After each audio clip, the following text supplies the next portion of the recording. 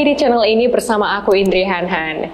Guys, kemarin kan kita udah bahas nih beberapa hal tentang hacker Bjorka. Mulai dari nama yang dia gunakan, foto profil, hingga data-data rahasia yang dia retas, kemudian disebarkan gitu aja. Perbuatan dia membagikan hasil retasan ke kalangan publik membuat masyarakat kita, termasuk pemerintah, dibuat pusing guys. Jauh sebelum fenomena Bjorka ini booming, media sosial Twitter, khususnya di Indonesia, sudah pernah heboh dengan akun hacker legendaris yang biasa dipanggil L alias El Diablo atau El Dikembok. El mengaku tergabung sebagai anggota tim Sanusi dan belasan kali akun anonimnya ini ditangguhkan oleh Twitter guys. Tetapi selalu kembali lagi nih dengan akun yang baru.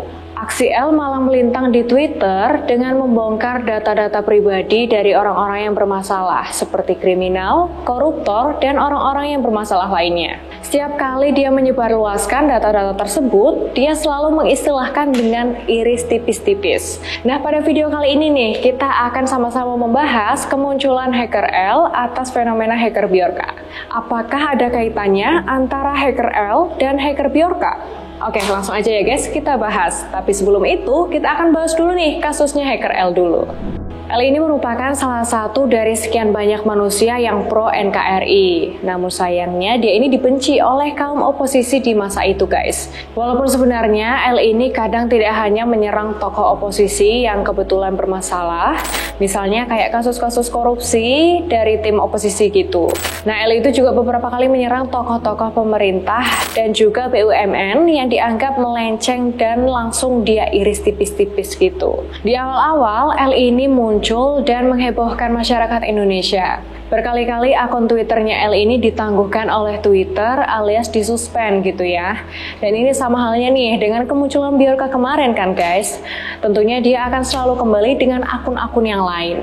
Nah, L ini nggak ragu juga nih untuk mengkuliti serta mengekspos data-data pribadi dari orang-orang yang bermasalah itu. Seperti koruptor, kriminal, dan orang-orang yang bermasalah lainnya.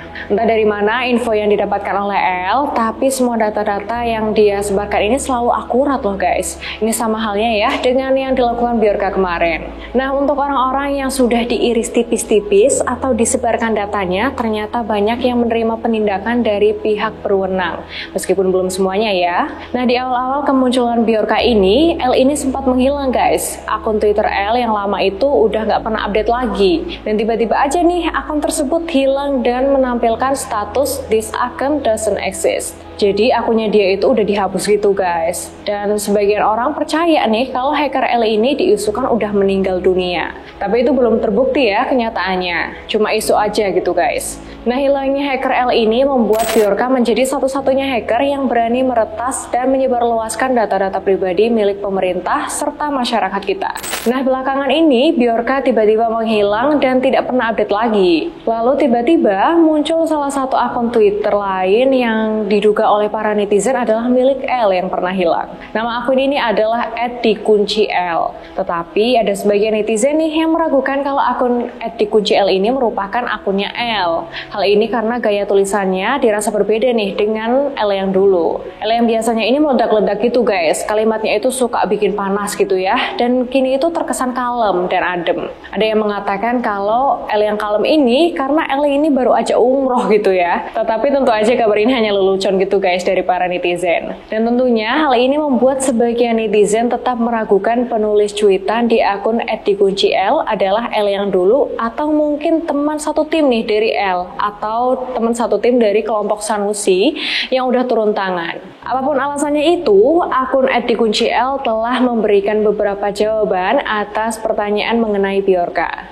Yang bikin aneh nih guys, hacker legendaris L ini malah terkesan tidak terlalu menganggap penting nih ulahnya Bjorka. Dalam cuitan di akun Twitter terbarunya, dia mengatakan gini nih guys, "Gue udah bilang @bjorkanism gak se-OP apa yang kalian kira. Data-data yang dia share merupakan data yang bocor tahun 2020. Dari dulu gue udah notice @plindungi atau aplikasi peduli lindungi, tapi tetap aja nggak direwes. Kalau sekedar share data-data dari dulu udah ada di forum-forum Facebook. Kita flashback Flashback dulu ya guys. Dulu L ini dalam versi akun Twitternya LD Gembok, dia itu pernah berkali-kali memberikan peringatan kepada pemerintah kita tentang lemahnya keamanan data dalam aplikasi Peduli Lindungi. Jadi ini agak sedikit nyambung nih guys. Pada zaman dulu ketika akunnya masih LD Gembok, dia itu sempat memperingatkan pemerintah tentang lemahnya keamanan data dalam aplikasi Peduli Lindungi. Nah untuk sekarang ini, L yang bernama dikunci L ini justru membuat pernyataan bahwa data-data yang disebarkan oleh Bjorka adalah data dari aplikasi Peduli Lindungi. Dan ulah Bjorka yang terang-terangan mengumbar data hasil hackingannya itu seakan-akan membuktikan nih peringatan L yang ada di zaman dulu ketika akunnya masih LD Gembok. Terus dia melanjutkan cuitannya guys di Twitter. Dia bilang banyak orang yang bisa seperti @bjorkanism karena yang namanya maling, swiper gitu ya, itu nggak jauh beda dengan dumper. Tapi pansosnya udah kayak newbie yang baru nyemplung. Beberapa orang juga tahu kelemahan sistem web government. Sering dibuat bahan sabun juga sama anak-anak. Mungkin yang dimaksud sama anak-anak itu adalah para anggota Sanusi kali ya. Nah dilanjut lagi guys kayak gini. Tapi mereka tetap biasa aja karena website dalam negeri. @bjorkanism ini bukan orang luar negeri, tapi orang dalam negeri. Karena orang yang paham betul seni dan budaya negara itu sendiri merupakan orang yang tinggal di negara tersebut. Kalau L udah bilang gini sih, mungkin aku percaya ya guys. Tapi kalau Bjorka juga dari orang Indonesia, bukan dari orang Warsawa, Polandia, kalian percaya juga nggak sih kalau Bjorka itu orang Indonesia? Coba komen di bawah ya guys.